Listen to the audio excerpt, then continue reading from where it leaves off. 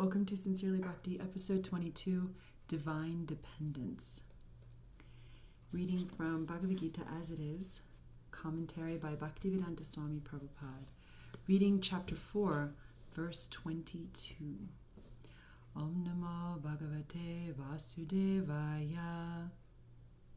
He who is satisfied with gain, which comes of its own accord, who is free from duality and does not envy, who is steady in both success and failure, is never entangled, although performing actions. So in this section of the Gita, Krishna is describing Karma Yoga, which is the art of work, how to work in a happy mood. And happiness is really boiled down to actually being peaceful and being detached from the fruits of action. Because if I'm attached to the result of my work, I'm going to be either anxious that I'm going to lose that result or anxious to get some result. So just simply doing my duty, acting in a peaceful way, is the essence of Karma Yoga.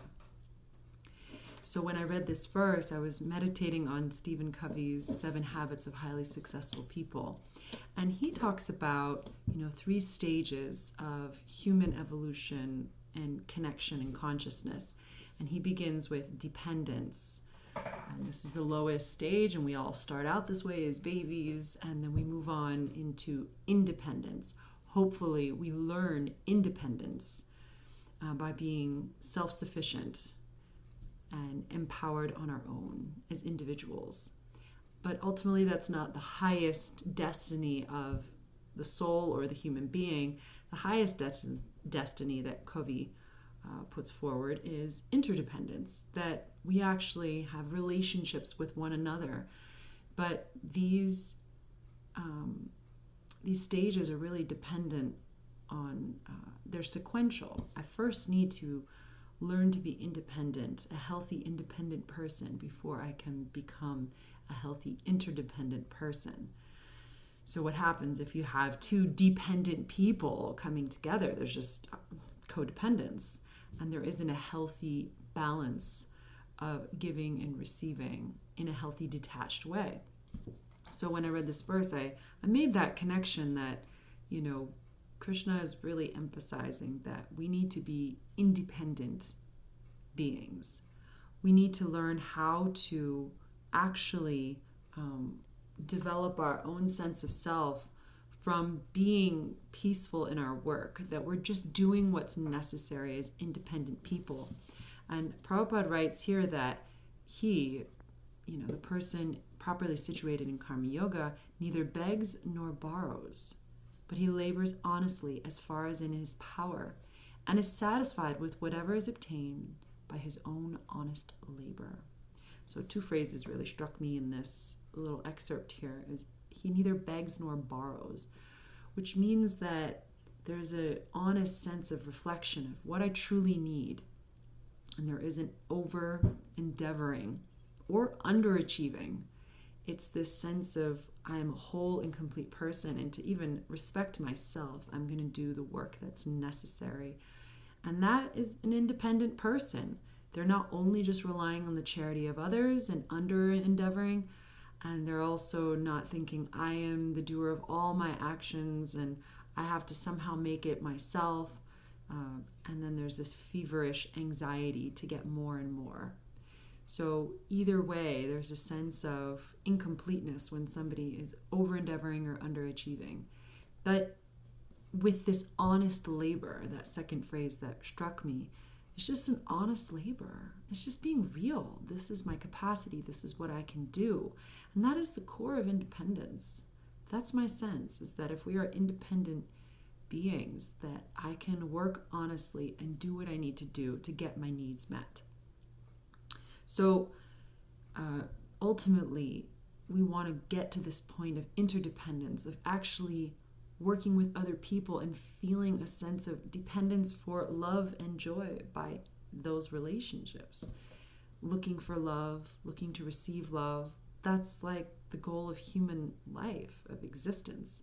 So that interdependence is what we really want, but we need to get there through the hard, honest labor, which is this detached action that Karma Yoga is all about. And that in of itself is very divine. But what I was thinking is that Bhakti Yoga is all about interdependence. It's all about loving relationships with God and with his devotees.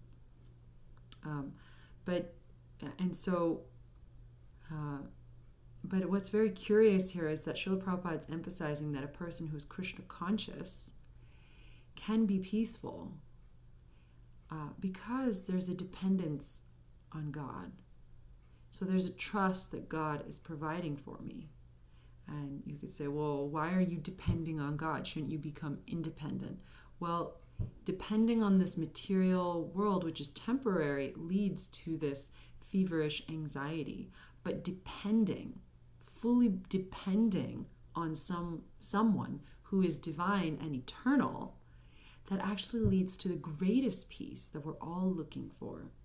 So whether there's success or failure, victory or defeat, or there's hot and cold, and any of these things, I'm going to be peaceful because I'm actually depending on someone much higher than me who has the biggest picture, who knows what's going on in my life in the most profound way.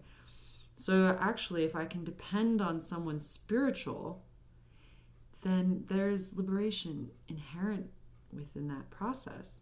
And I thought it was curious how Prabhupada writes here that if somebody is steady in success and failure, these signs, that means the person who is steady in success and failure, these signs are visible when one is fully in transcendental knowledge.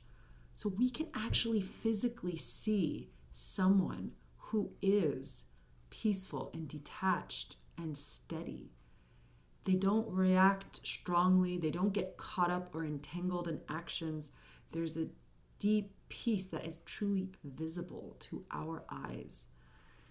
So I was really meditating, like, who are the people in my life who I can think are visibly peaceful, visibly at ease, and trusting that God will take care.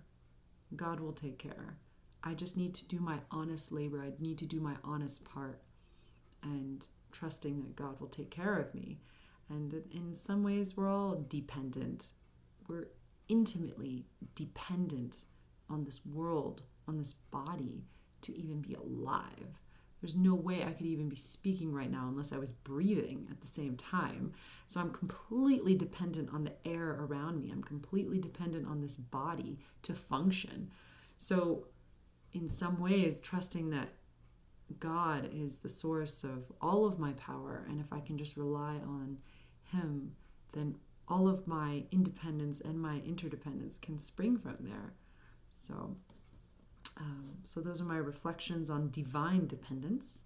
Thank you for tuning in to this episode 22 of Sincerely Bhakti. I'll see you next time. Hare Krishna.